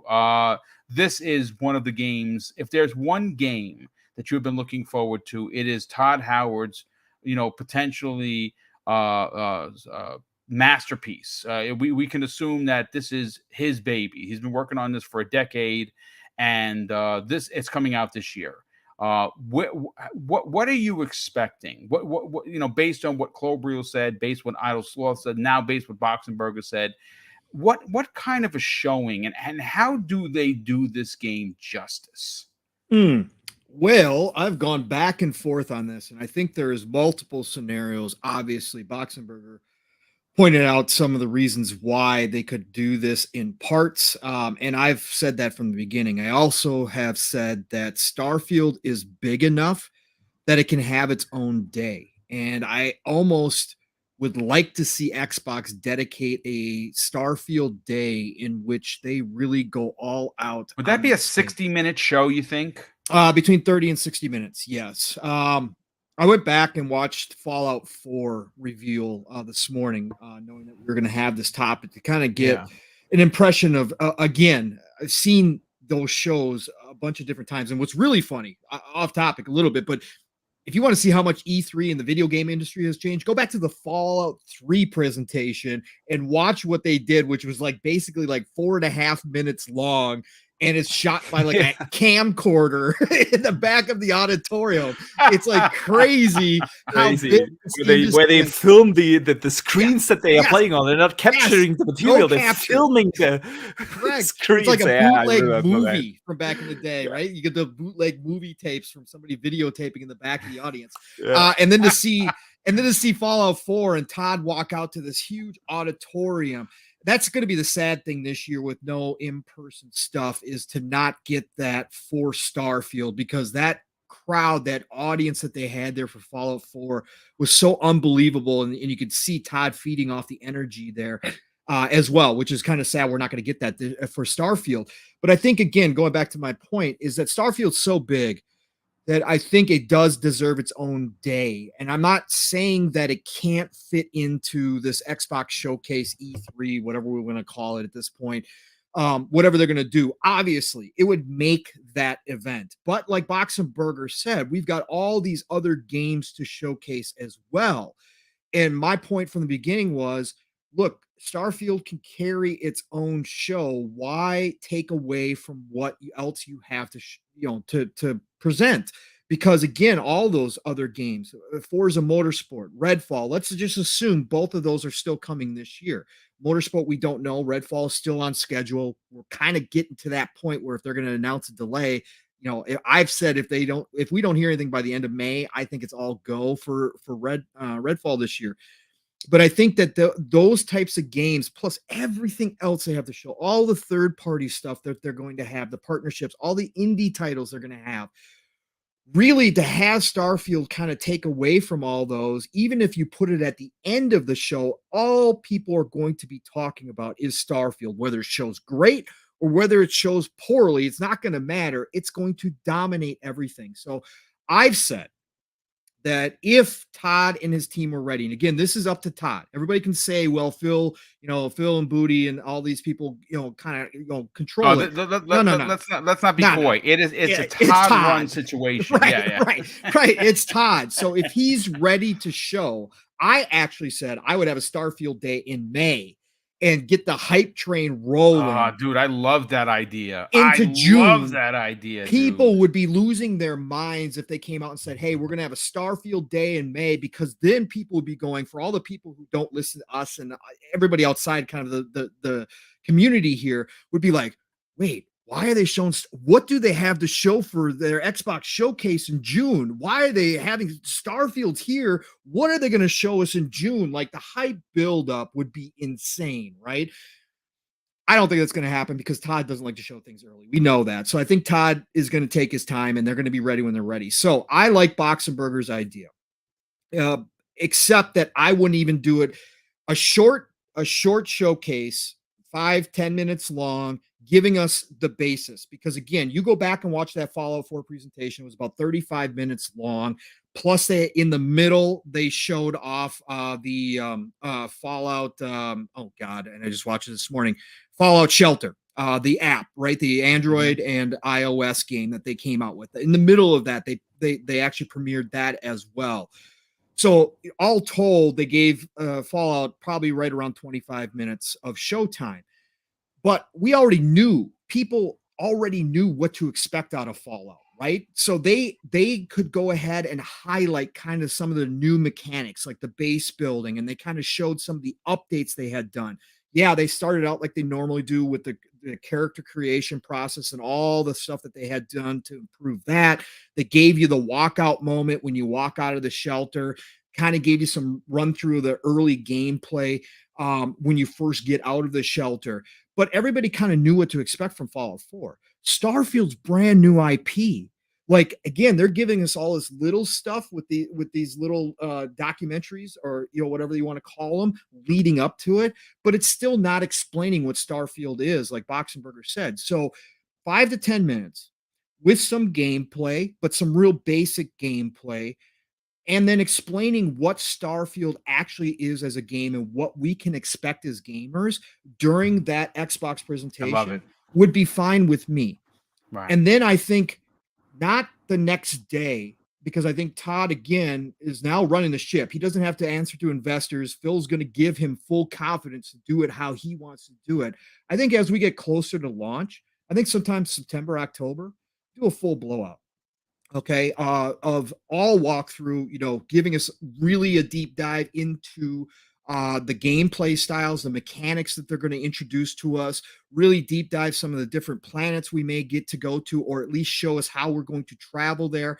I think they're going to give us one of the walkout moments. Todd said there's 2 in Starfield. I think even though that they've given those walkout moments, those ooh and ah moment that you have in Bethesda games, they've done it for Fallout. I think they'll give us one of those, but I think they'll leave one as a surprise. But I think they're really deep dive closer to launch with a full blowout. Now, this is not going to satisfy everybody. Okay, there's going to be a lot of people upset if they do it this way. I'm just trying to put myself in the shoes of Todd and what his team likes to do. And again, he's got full control now. Make no mistake about it.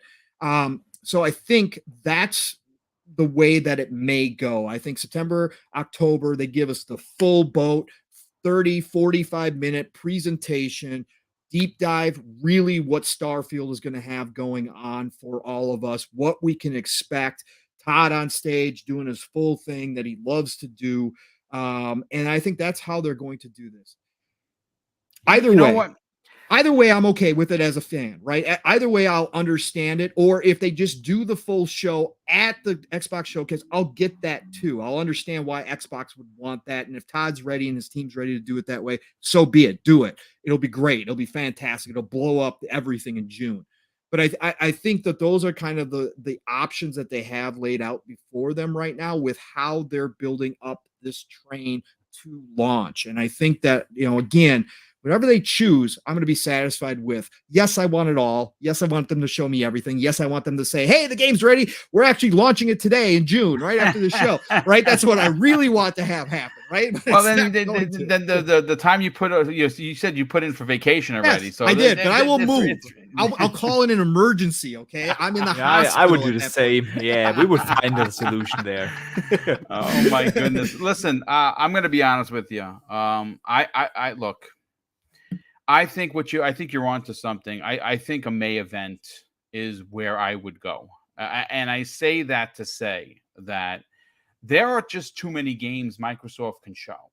And I think that first of all, let me thank Caper Grant 692 has become a new channel member, brother. Thank you so much for that. That's very kind of you. And Alex is a Valve drops an outstanding $14 super chat and says, you guys are all amazing at explaining news. What I think overall is that main games have to be focused on more, and one of the best ways to do this is to have independent shows focused on them. Yeah, I think you're onto something, Alex, for sure. Look, Starfield is one of those games that only come around once every decade or so. Pong, I think you would agree with that. And we know that they've been working, and I say they, Todd and his team over at Bethesda, on this is special. This isn't just another, this isn't a sequel to Fallout, a sequel to Elder Scrolls. This is a new IP. They've been working on this behind the scenes for almost a decade. I think that it almost behooves Todd and his team to give it its own show. And I think May would be great. I think that's how you start off. One of the things that we saw happen with last year's Xbox show is that they took what they showed and they ran that with being in the news positively almost the rest of the entire year. And then, of course, they kept going with news this January.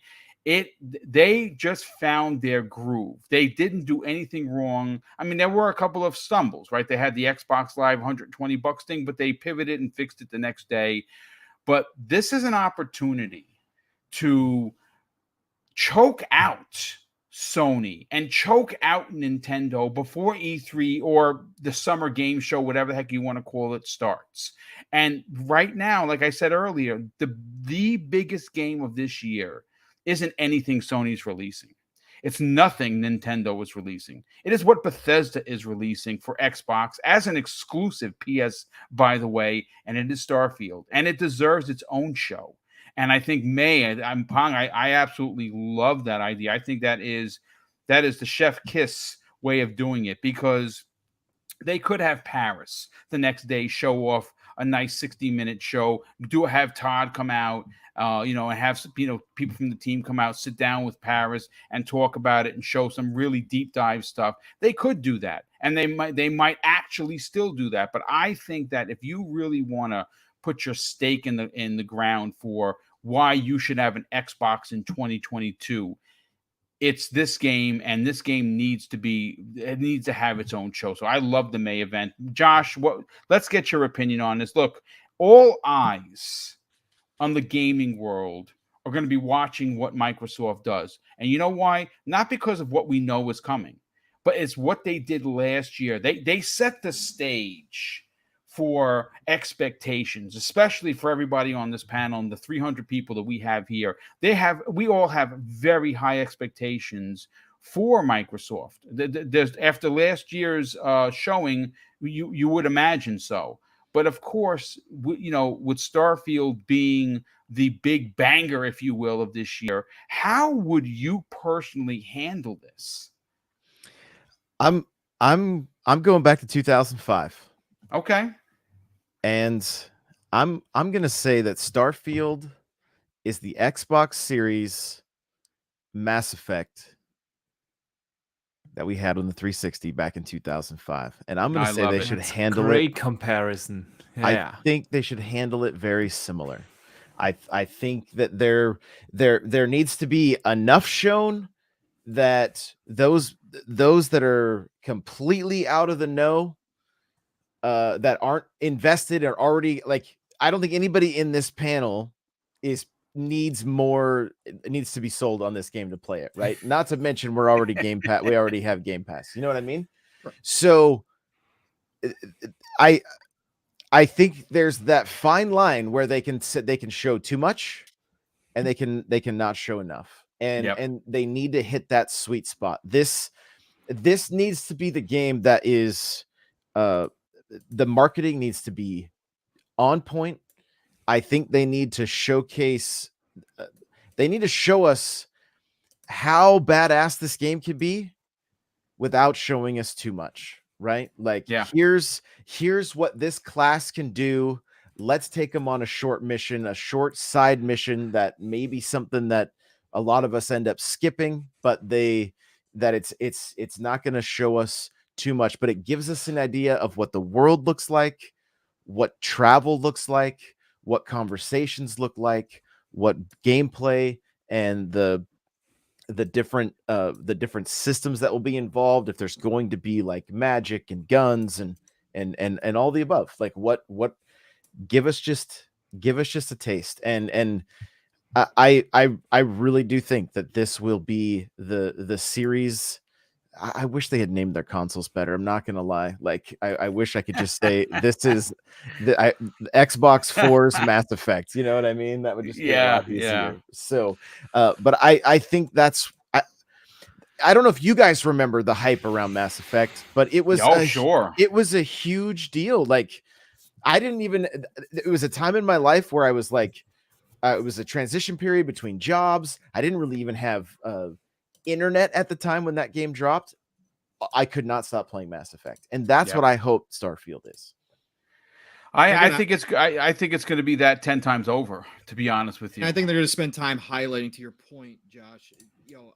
I mentioned it. You just mentioned it as far as some of the stuff they can show, and they do that well in their presentations. If you go back to Fallout, if you go back to Skyrim, they highlight that stuff.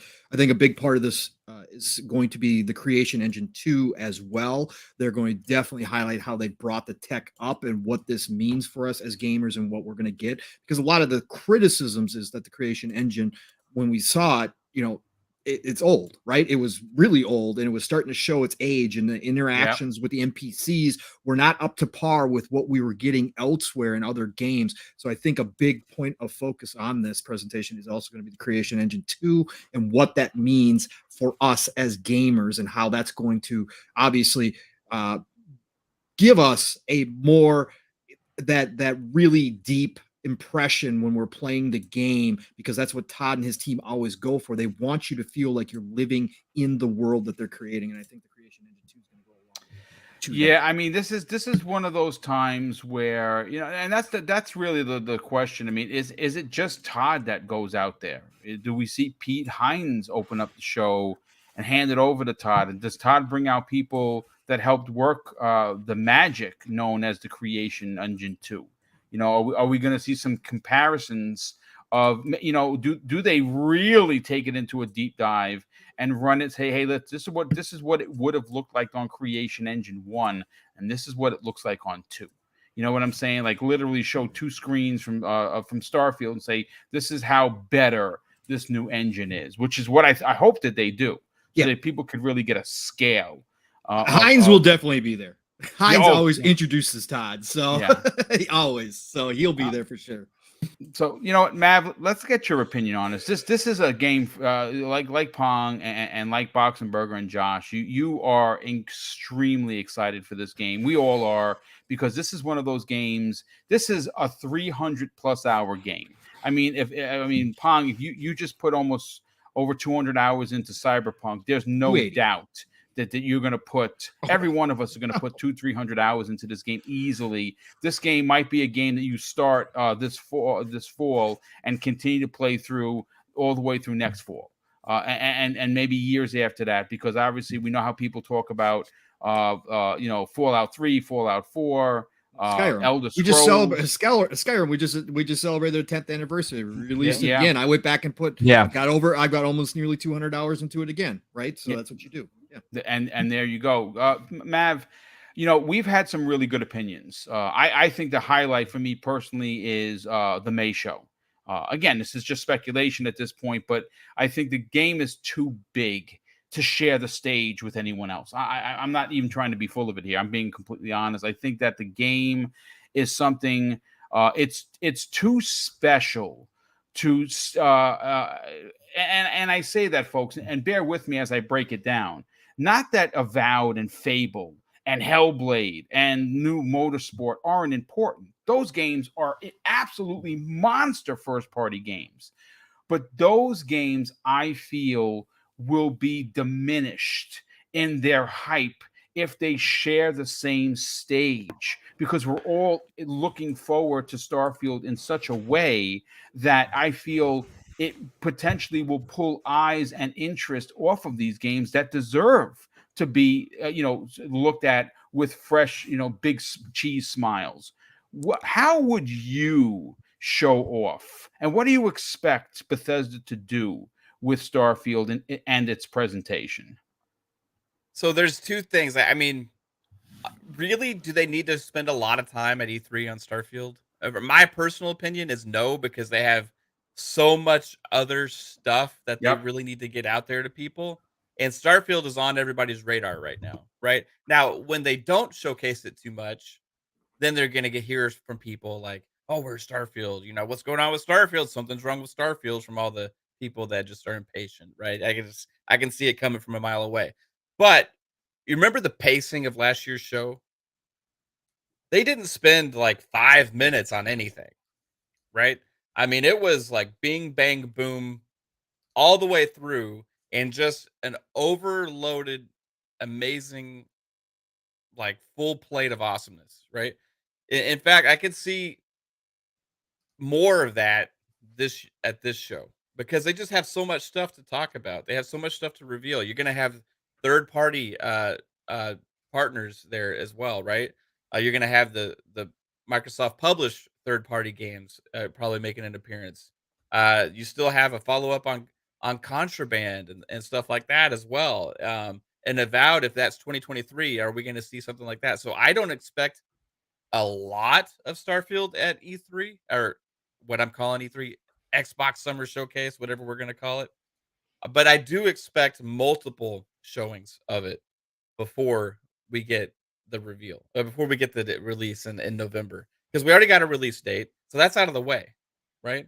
They don't have to have that big wow release date moment. So what I think we're going to get, like some kind of just awesome trailer at E3 or Xbox Summer Showcase. Then we're gonna have potentially the day after, the following thing where they kind of talked about some of that DLC type stuff last year. where they talked about add-ons, where they talked about other things and kind of go in depth on some more different things. I could foresee like Todd Howard sitting with a little interview, type thing, answering some more questions and showing off a few clips. And then, we go back to QuakeCon, August, right? Why not have something else there? And then I think in October, a few weeks before the game comes out, you do a big reveal there, right? You do a big reveal, you do a big show, you do like a 30-minute thing, like a huge blowout for the game. You show gameplay, a long gameplay segment right before the hype. Okay. Um, the one thing that I think would be really cool to see at the Xbox Summer event is a special edition console. Oh my Starfield, God! right? Yes, yes, And I yes, think, yes. unlike usually, I think this needs to be a Series S Oh, because interesting. there's so much availability on the Series S right now, right? Yeah. And if you are trying to drive home, like, hey, $300, you get the Starfield console, right? And you also are going to be able to have it within Game Pass for like the $1 sign up or whatever, right? So imagine the amount of hype that something that could drive for people either getting it as a second console just for Starfield, people looking at it just a way to access Starfield. You hype that up with that trailer and have that console reveal, right? The $300 Starfield edition. You also go ahead and do a Series X as well, right? But I really want to see that. I think that would do huge numbers and drive a lot of hype behind it. Um, and then call it the Series S Starfield God Howard edition, right? You got to have the God Howard edition, and then at the end you have a splash screen. And if I think the E3 trailer should only be like 1 minute, just like some little like awesome stuff, and then just end it with a splash screen. And all you guys are saying 1 minute's not enough time to describe what this game is. Just end it, Skyrim in space, just big bold letters. Everybody will get the idea. The Skyrim in space, right? And so you have the Skyrim in space trailer. Everybody, that's all you need to say, right? Everybody's sold. And then you have the Series S God Howard edition, right? With his face as like Oh the my button, God. like we you need get his Todd- autograph on there. Yeah, you gotta That's have what his we need. autograph. Yep. You touch Todd Howard's face to turn it on. It'd be That's awesome. great. I love it. That's great. When you $300. when you power it up, it says it just works. Todd's Yeah. voice. Yeah, let's go. Oh my and God, then that's then later on you do all the other shows. There's so much stuff to reveal, really. I mean, that's something to be their biggest problem. We talked about this numerous times on this show, Yep. on other shows, on some of our shows. The problem is not going to be like, do they have enough to show, or how are they gonna, or like when are they gonna, how much time are they gonna use? It's gonna be like, how are they going to fit all of this stuff in all of their showcases? Yeah. Right? Because the amount of stuff is gonna outweigh that. Because you got to take care of your third party partners as well, and all of that stuff is last year every game but two were in Game Pass, and they had 30 reveals last year. And then now those two games that were not in Game Pass are going to be in Game Pass. Yeah. So it's just you're going to have this huge thing. And now what if the Activision Blizzard thing is done in time? Like, then that's another whole aspect, because you got to worry about how to have an event to celebrate that, right? As well. So I just think there's like going to be so many opportunities for them to showcase things, and then with all of these events, but I don't know if you need to spend like 5 or 10 minutes on one game at something like this. I think it's just too long. We need to see Avowed, Fable, like Contraband, the Project Dragon, like all those Compulsions game, and Exiles game. Well, you have certain Affinities Monster Hunter game that a lot of people are talking Yeah. about in the chat. That would be great to see. I don't know how far along they are with that. We know that they are working on the Halo Battle Royale, but there is a lot going on for Xbox. Too much for any one showcase. Yep. You know what I mean? No, I think everybody's on point here, and I think that what we're going to wind up happening, and you probably hear Phil talk about this, is I mean, look, I'm gonna be honest with you. I'm glad I'm not in charge, because how do you tell? First of all, how do you fit 30 games into 90 minutes? One of which is Starfield, the biggest game for Bethesda in a decade. And then of course, you have Fable, and you have, first of all, you know, everyone keeps forgetting poor Deathloop.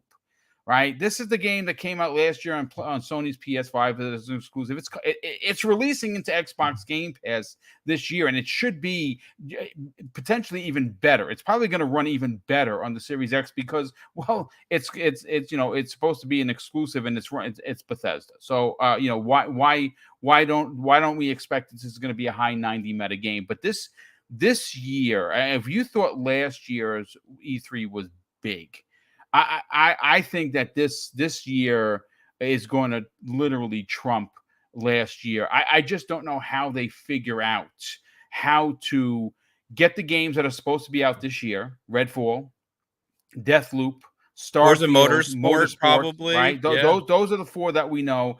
Boxenberger and I are pretty headstrong in thinking that Castle Wolfenstein 3 is coming out this year. Yeah. We've been talking about this for months. I don't think so. You believe that it's been in development for well too long for it not to release. So I think that's one of those games that are released this year as like, hey, guess what? It's coming out this year after a trailer. And then just think about this for a second. That's just 5 games that are supposed to come out this year.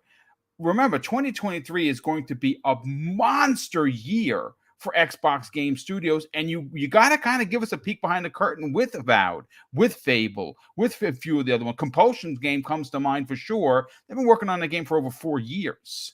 So I'd like to see that. I don't know how they figure it out, but needless to say, folks, if you are an Xbox fan, if you are someone that just found the brand, if you left for the PlayStation and have come back in recent times because of the inherent value in the Series S and Xbox Game Pass, you are in for a real special treat this upcoming summer. And I cannot wait to see what they bring to the table. But listen, ladies and gentlemen, as we close out today's show, we got to get to the outros. There's 300 people here.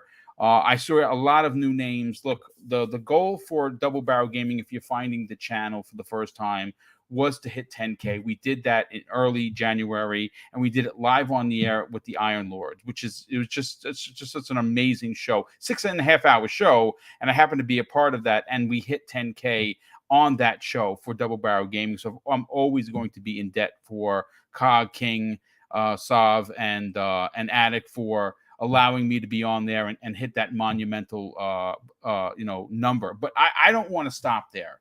I want to hit 12K by the end of the year. And folks, we are just under 1,500 from that. And if you are just finding the channel for the first time and you're enjoying this particular show, I say please consider subscribing, because I do 4 live shows each and every week. We have prime time on Monday evenings, Xbox Factor podcast right here at noon. This Thursday, ladies and gentlemen, I'm going to be sitting down for 75 minutes. It's going to run about an hour and 15 with Colt Eastwood for a nice one-on-one, 2-topic new episode of X Vlog Live. That is going to be 12 p.m. Eastern Standard Time this Thursday. And, of course, back at it again at 10 a.m. Eastern Standard Time for Breakfast with Boom. I've already written out the shows. Unless something big breaks, and we'll pivot and call an audible. But consider subscribing, tuning in, checking those things out. I can guarantee you're going to dig it. But it's not just about me. It's about the 4 men that I have on here with me that do absolutely incredible work, not only on their own channels, but in this amazing community. And I really would like to see you flock there and give them the same amount of subs and support that you show me. And we're going to start first with, of course, Pong. Pong, you and Steel Rain are halfway there to the 1K that you want to hit for Living Split Screen, 10 a.m. Eastern Standard Time on Saturday morning. I listen to it. It's always a great listen, but you're not only on just that show. You're on a ton of other shows. Sell your brand, brother. Tell everyone where they can check you out, and where could people reach out to you on social media? I appreciate it so much, Boom, again, for everything that you do. Again, what Steele and I hit with 500 subs last week, and then our That's 1 big. year. That's big. That's a big number, man. It is. Yeah. We're on mission 1K, but to hit that right before our 1 year worth of shows, our 1 year celebration, episode 52 last Saturday, wouldn't be possible without all the help and support that you've given us as well. You Boom. do the work. I just put you out there, brother. I know, brother, but you're a huge part of this community and appreciate it. And all my brothers, everybody that I do shows with, all the gamers that I'm privileged to have shows with, all help in that, because you all give me a voice and you give me content and you give me thoughts and ideas. All of you are a part of that. And it was a huge show for us and it was a fantastic, but thank you personally, Boom, for everything that you've done to support me and Steele. In that goal to get to mission 1K this year. So yeah, everybody, Josh, Fox, of course, Mav, my brother from another. Look, all of you, appreciate the show today. It was awesome to get back here and talk games with you. Again, it's going to be hit and miss for me on the show from here on out, because real life is what it is. But I appreciate every moment that I get with you guys, and it was an awesome show. Chat, you all were amazing contribution. Again, chat contributes to every show. Without you fine gamers out there, there's no shows here whatsoever. There is no Double Barrel Gaming whatsoever. So thank you all for being here each and every week, and all the new people showing up here. It's awesome to see all of it, and the talk was amazing in there. You guys are having great conversations. Appreciate you all. Love you all. Nothing but respect. Find me, Pong Soul, on Xbox and Twitter. You know the drill there. Otherwise, Thursday nights, PM in the PM. That's right, Pong and Mav in the PM. We have an awesome show on Thursday night, 7 p.m. Eastern, 6 o'clock Central Time. 2-man show, unless we have a guest, which we do from time to time, where we deep dive 1, 2, maybe 3 topics going around in the industry. It's a non-console eccentric kind of show, so we'll talk about anything and everything.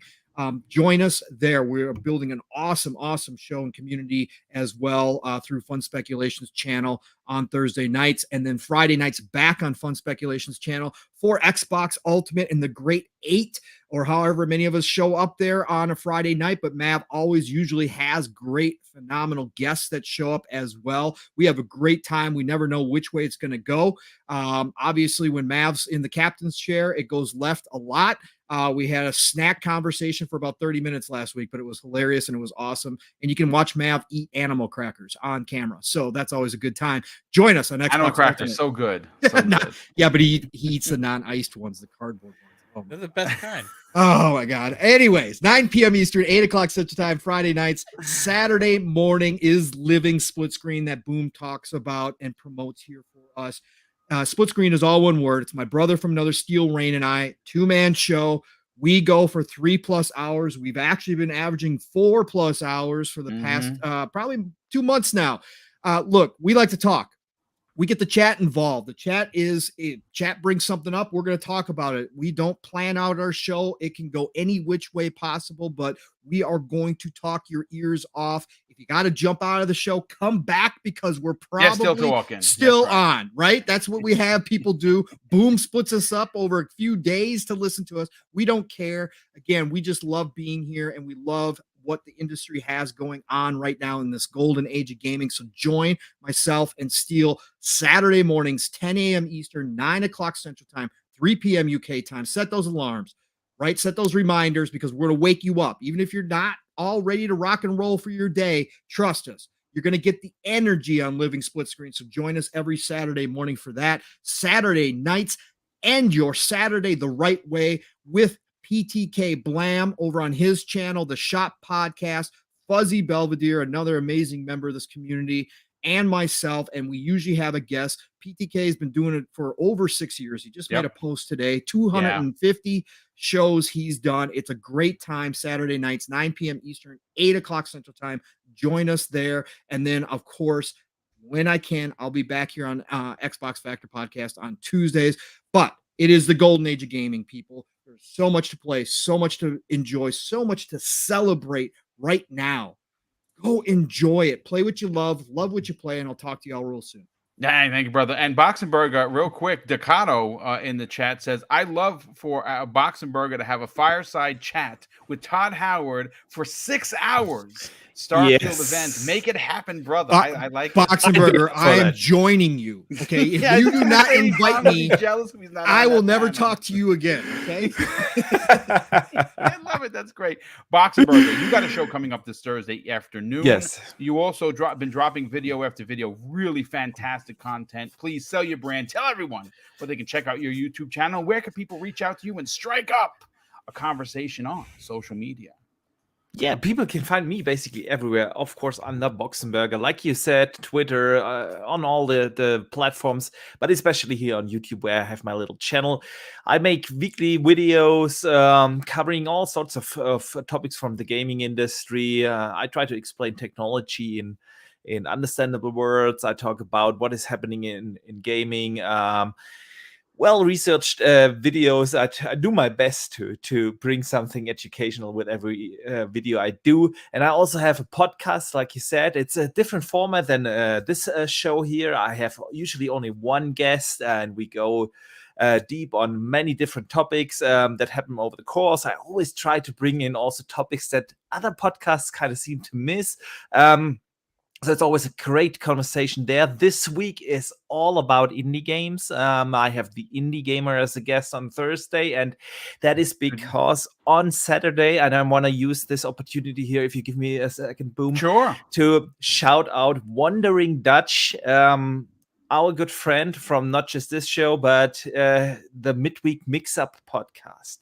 He started to work on an indie showcase a few weeks, 3 months ago. Yeah, and when he told me about this idea and everything, I thought, hey, good idea. Let's see it, because he really wasn't happy with what is out there. We have this idea at Xbox Twitch event every year, and it is just horrible. Yeah, and so he said, hey, we have all these gaming shows out there, but nothing that highlights indie games in a way properly. And so he said, hey, I'm gonna put a show together. And I thought, yeah, let's do it. But he was able to get the biggest of the biggest names for this show. Aaron Greenberg is gonna be on this freaking show this Saturday, 8 p.m. Central Europe, that's 2 p.m. Eastern. This is going to be an epic 3 hours show. Too. 3 hour show. 3 hours long, 100 games. A lot of content creators contributed to it, but he promised me there is not more than 25 minutes of talking. The rest of the 3 hour show gameplay is gameplay. Yeah. He has world premieres of some amazing looking indie games. He has the smaller indie games in there, these one-man projects, but he has also the big names in there. It's gonna be awesome, and I highly recommend everyone to check this out this Saturday. Like I said, the biggest of the biggest names, people like Aaron Greenberg, will have a guest appearing on that show. It's gonna be awesome. There will be giveaways and lots of world premieres. It's gonna be awesome. I'm really surprised what he was able to put together. This is not just a fan-made show. This is something on the highest of the highest quality level, and it's gonna be epic. And I would be surprised if this isn't gonna be the most and biggest indie game showcase this year. Yep. Tune in, everyone, on the Midweek Mix-Up channel, one from Wandering Dutch, this Saturday. It's going to be legendary. Yeah, it's a big deal. And Aaron Greenberg did stop by. He did, he's going to stop by and give his spiel about it. And that's a big deal to get Aaron Greenberg. Doesn't surprise me, because he's an amazing representative of Xbox for sure. David Kelly in the chat says Killer Instinct could be in the works. Oh, it's in the works. I just hope that it's from who you see in front of you. We did hear that Ed Boon said that they are working on something that's very not Mortal Kombat traditional, and that if he said any more, he'd get in trouble. I hope and I pray to the gaming gods that he is working on a Killer Instinct reboot of sorts, because damn if he is. But listen, Josh, sell your brand, brother. Tell everyone where they can check you out on your YouTube channel, potentially get involved in a 200-man, Mario Kart romp, which I tuned in for, which is, again, it's just madness, just complete madness. And where could people reach out to you on social media? I am N64 Josh everywhere. TikTok, especially TikTok, Twitch, YouTube, all the places. Farmers Only. Wherever you want to find me. I'm actually really going to create a Farmers Only with my brand, because I've said it so many times. So yeah, I love it. That's great. It's just going to say, hey, no. So yeah, I do a number of podcasts, Halo Infinite podcast, the Nintendo Powercast. Those are the main shows that I'm currently working on at the moment. And we do a community game night every other Thursday, so we have one coming up if anybody wants to jump into some voice chat and play some Halo. That's the most fun we're having right now with that game. So there you go. Yeah, I definitely got to get back into record some new footage for. I had a ton of footage for Halo multiplayer, and it got corrupted somehow. So I'm definitely gonna get back on there, and I'm not gonna be able to finish the battle pass. I'm only at level 52, but I'm definitely gonna get back to that. Mav, please, by all means, brother, sell your brand. Tell everyone where they can check out your incredible shows. You have a new one that changed onto Mondays, which launched yesterday at its new time. And also, where can people reach out to you and strike up a conversation on social media? Yeah, I'll try and keep it short and sweet, unlike Pong Soul. But hey, no, Archimedes, for real, the Wandering Dutch thing, a huge, the indie showcase, big deal. CIS 2022. CIS 2022. I just call it the Wandering Dutch thing. I think that should be the official name. The Wandering Dutch thing. I love it. That's great. No, but for real, like, people don't like the amount of work that goes into somebody for that, like somebody like Dutch to put that together is just absolutely astronomical. Yep. I can't think of anything that anybody's done that is as big as this individually, as far as putting a showcase together for gaming. So check that out, please. Other than that, guys, you can follow me on Twitter at Fun Speculation. Get all of the channel updates on Fun Speculation. You can find out when we're going live for game streams and all of the shows. Like Mr. BoomStick says, I tried to get before his primetime gaming show because I don't want to interfere with that. So we scheduled on Mondays at 6 p.m. Eastern time. So that way we get at least an hour before our audience gets cut in half by his show, which is amazing. I'm dealing with the same thing because Colt Eastwood goes at 8 o'clock. So we lose half our audience because Colt's an amazing dude. So there's only so much room on YouTube. Again, it's a plethora of content. So there's only so much room. Just like Titans on Monday nights, BoomStick and Colt, it's so, I tried to go like a little bit before. So we're doing Mondays at 6 p.m. Eastern for Fun Speculation podcast, and we're able to get 3-bit on at that time slot. That's why I was able to move it there. We missed 3-bit here. We missed we 100%. We got Jasper on there, Fuzzy is on there, and then also Key when he returns. Then Wednesdays we got Fun Pop podcast where we talk about Marvel, DC, Star Wars movies, games, and more. Thursday, that dude down there that had the longest outro you've ever heard before, Pong Soul, and I are live Thursday nights at it's 7 p.m. Eastern. Gosh, all these time slots, man, it's hard to remember. I don't know how you do it, Pong. And we go live, deep diving on lots of topics. Friday night is the show that started it all for us, Xbox Ultimate Podcast, episode 85 this Friday night. Yeah, we're going to have fun, 9 p.m. Eastern time, so check that out. And I appreciate everybody in the chat. You guys rock. This was fun. Again, sorry I was late. I was excited to be here on time and not have to work in this afternoon slot, to be able to be here, and then my computer crapped out on me. Yeah, but I'm glad to be have made it and had some great discussions with you guys. So it's good seeing you all. Yeah, it's great to have you back, brother. And obviously, better late than never. That is for sure. But listen, ladies and gentlemen, big shout out to the over 300 people we had here today. I want to say a big thank you to everyone that dropped super chats. Obviously, like I've said in numerous podcasts before, those are how we do the big giveaways. The next one is going to be for the 4th of July. The following one is going to be the Boom's birthday bash, where even though it's going to be my birthday, you guys and gals going to get the prizes. And then the last one, the last big one, which is going to be $500+ worth of giveaways, both physical and digital, is going to be the one for the holidays that we do. This will be our 5th annual that we're doing this year.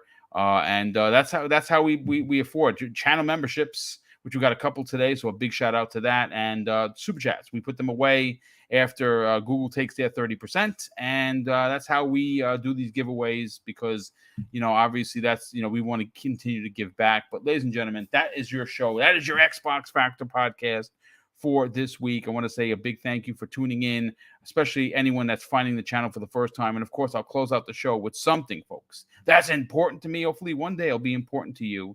And that's something that my dad taught me with kids. And he said, son, treat others how you want to be treated. And also, it doesn't cost anything to be nice. You live by those rules, and I can guarantee you, you're going to have an awesome day. So take care, everyone. We'll see you next week on the newest episode of the Xbox Factor podcast.